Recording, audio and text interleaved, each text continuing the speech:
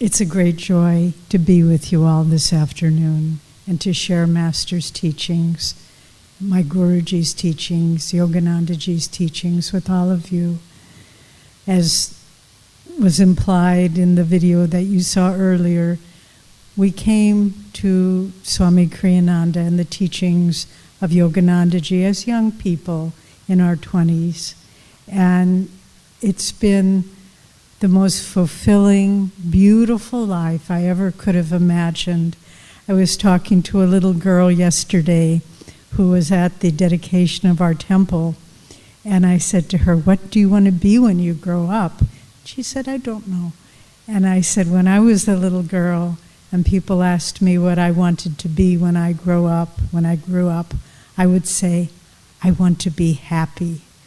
And that is what we want to share with all of you, how really to be happy. And from the very first breath we take when we emerge once more into this physical world, unto the last breath we take before we leave our bodies, in that span, however long it is, every breath we take, we can think of it as an affirmation of limitation. Because we are saying, my breath I need to breathe. I am dependent on the world around me for the air, for my life force. And so we're affirming dependency, not freedom. Every time we say an angry word or have a negative emotion to a wife, a husband, a child, a coworker, that is an affirmation of limitation, because we are saying on some level, I don't have control over my emotions. I cannot help but putting negative energy into the world. Every time we try to concentrate, maybe it's on a subtle idea we're trying to understand, or maybe it's on a project that we're involved with, or maybe it's even a prayer for someone that we love who is in need. Every time we try to concentrate and we lose that focus, that is an affirmation of limitation, because we're saying, I can't control. I cannot direct my thoughts. And every time someone asks us to do something, or we ourselves want to do something, and we say, oh, I'm too tired, that is an affirmation of limitation. And the practice and the teachings of Kriya Yoga help us to break through those limitations, because there are stories, many of them. If you haven't read Autobiography of a Yogi, read it. It is more than a book. It is a living consciousness, and its pages are filled with this wisdom of the ancient Vedas, of the teachings of India, and simple practical stories of men and women who were not bound by such limitations, who could go into a breathless state through the practices of yoga. Swami Kriyananda said many years ago when he was in India, he met at the time the Maharaja of Kuch Behar, and he told him a story that some years ago my grandfather was dredging a lake on our estate, and the workers were digging and digging in this lake bed, and they hit something, and they carefully cleared away, and it was a yogi sitting there, buried under the surface of the lake. And he was in a breathless state. He didn't need to breathe. He understood how to control his life energy. And they rather violently brought him back to awareness of his body. Who knows how long he had been there? And he said, oh, if you dig over there, you'll find the murti that I was worshiping many, many years ago. So people can live without the limitation of breath. And there are men and women, there's stories of people who are able to control their emotional reaction under very difficult circumstances, and much to our admiration. There's a story, excuse me, there's a story of the great American president, Abraham Lincoln, who, by the way, Master said was a Himalayan yogi in past lifetimes. And Abraham Lincoln had a very ugly face. He wasn't a face that had attractiveness. And he was running for president of the United States, a very difficult time in American history. And his his opponents were trying to criticize him and find things that they could denigrate. And they said, oh, he's two-faced. He's not a sincere person. And Lincoln, not responding to the bait, just said, I leave it to you to decide, because he had a not attractive face. He said, if I were two-faced, is this the face I would choose? And the ability, when life comes at you negatively, to be able to control that process, and the ability to concentrate. And again, we read in Autobiography and in many stories of saints of India, people, the saints that are able to meditate for 10, 12, 18 hours a day for years and years. And yet we can't concentrate long enough to get one message on our phone and talk to somebody. Our minds are scattered. And as we saw in the video of Master's life, there are people with tremendous dynamic energy. Master came to the West alone. One man, 1920. He spoke very little English. In fact, I love this story. When he was on the boat coming over to America, at that time he really did not speak English. Bengali, little Sanskrit, but he was invited by the crew to give a talk to the people on the boat. And he stood there and prayed to his guru, open my mind and form them into the English words. And for about 5 minutes he froze, and then he felt the grace of God flowing through him. And he said, they told him later, he gave an eloquent talk for over an hour in perfect English on the battle of life and how to fight it. And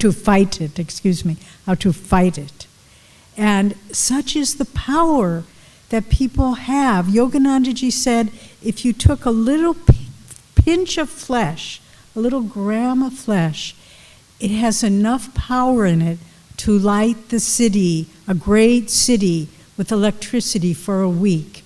And yet we think we're tired. Well, we can say, maybe you are thinking, okay, those yogis, those saints, those great masters, they're in a different category than I am. They are not, but they know a secret that we don't know. And that secret is that all success on any level, energy, emotional control, mental concentration, the ability to focus our thoughts, and to detach ourselves from dependency on the world, all of those things are based on one simple understanding. They are dependent on the amount of energy that we can prana, that we can bring, release within us, and that we can direct upward. Because there are people in this world who have a lot of energy, but it's not going in a positive direction. And then there are people without much energy, but they're good people. We'll bring those both together. And this is what Kriya Yoga enables us to do. It enables us to become aware of the flow, the subtle flow of inner energy, to withdraw it from dependency and awareness of the senses. And that frees up so much energy. And you become... You're not tired. All of a sudden you feel, instead of thinking, oh, I have to do this and I have to do that and this and that, and we become exhausted. Bring that energy within. Bring it in the subtle spine and direct it upward, and you and I will be able to do all these things that you think are impossible. We haven't even begun to touch our potential. Scientists say that we use maybe up to 1/10 of our brain potential. And yet we hear of great saints. Vivekananda knew every word, the disciple of Ramakrishna, every word of every book he ever read, because his brain was filled with vital energy. And so for each of us to begin to tap our own potential, the science of Kriya Yoga is a remarkable gift. And it's a subtle science. And you may say, people who practice it for a little while think, oh, I'm not sure it's working for me. Keep at it. I received my first Kriya initiation from Swami Kriyanandaji in 1971, so it's been a lot of years. But little by little, as I practice it faithfully day and night, I begin to feel an inner freedom, a release of all the little dependencies and emotional blocks and fears and resistances and insecurities, all the things that plague us. And you begin, as that energy begins to go in the spine, two things happen, and this is why it works. The first thing, as Jyotish mentioned, the samskars of past karma, which determine so much of how we live in this world, they reside, they are lodged like little vortices of energy in the subtle spine, and they particularly congregate around the chakras, the spinal centers. And just as if you have a stream of rather sluggish water flowing, debris gets caught in it and it piles up and it can block the stream. But if you take a strong hose and flush it through that stream of water, all the debris gets washed away. Well, so it is. The practice of Kriya Yoga links the breath with the life force, and you are able to increase that life force in your spine. And so the first way Kriya Yoga changes us is it flushes out. It begins to dissolve those vortices of energy. Maybe in a past life you tried very hard at some activity and you failed. You come into this life and you think, oh, I'm not going to try so hard. It doesn't really work. But when you begin to release those thoughts of past failure, of past negativity, it frees up all that energy and we can direct it to higher centers. And again, that's the secret in increasing the energy and directing it upward to the higher centers of awareness, ultimately to the kutastha, the spiritual eye, which is the center of bliss, of calmness, of joy, of creativity, of expansion of consciousness. And so that's the first thing. But then also the practice of Kriya Yoga helps you to withdraw the energy from the senses. You know, if there's a television going, if someone in your family is watching a television in the other room and you're trying to concentrate and they have it blaring, and it's hard to concentrate, isn't it? But if you go in the room, if they leave the room for a minute and you turn off the sound, that television doesn't bother you anymore if you close your eyes. And so it is with the practice of Kriya. Master says, he had a very original and delightful way of expressing things. He said, Kriya Yoga cuts off the sense telephones. So our hearing, our sight, all the things that are always drawing us out, it cuts off the involvement with the world. And so we increase the energy in the spine, the prana, the life force, and we direct it upward to the centers of higher consciousness. And then what happens? Then, just as we were saying earlier, if we want to concentrate all of a sudden you realize you can bring your full thought to bear. If someone is negative towards you in your family or at work, you can just look at them and accept them. You don't have to react negatively. If you have feeling you don't have enough energy to do things in your life, all of a sudden you realize you're tireless. I remember some years ago, Swami Kriyananda, we were building a new house for him at the first Ananda community in California. And we needed to paint the inside, and he called a group of us over to help. And so we began painting, and it had a big picture window. It was a geodesic dome. And so my job was to get up on this ladder and scaffolding and to paint the beams, because they were just rough wood. And so Swami was also painting with us, and we were painting, and then we just lost track of time. And then after a certain point, Swami looked at his watch, and we started about 10 in the morning. At a certain point, he looked at his watch and he said, "All right, friends, that's been a good day. Let's end the day now." And we looked at our watch. It was 2 o'clock in the morning, and we had painted all day and all night, and we didn't feel a thing, because Swami was showing us, concentrate, free your energy, tirelessness. I'm not always able to do that. Don't misunderstand me. But he was giving us a taste of the potential. And that's what Kriya Yoga does. Self-realization, some people think, oh, that's a big word, that's a little too big for me. Self-realization is nothing more than your own highest potential, who you are on the highest level of expression. And so if you begin to experience even a little, it says in Bhagavad Gita, even a little practice of this inward religion will free you from dire fears and colossal sufferings. And inward religion is the practice of meditation, and Kriya Yoga is one of the highest expressions of meditation.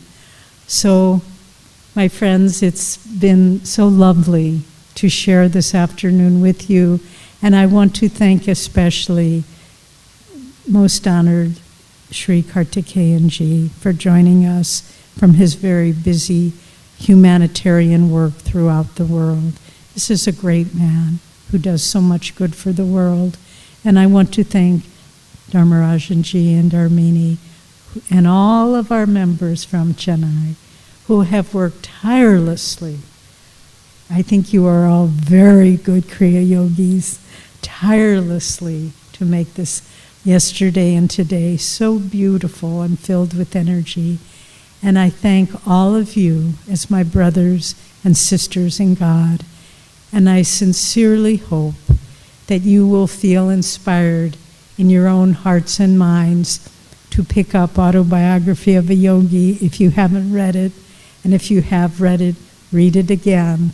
I've read it times over and again, and it's always a source of inspiration. And I also hope that you will direct your life towards receiving the life-liberating technique of Kriya Yoga. Joy to you.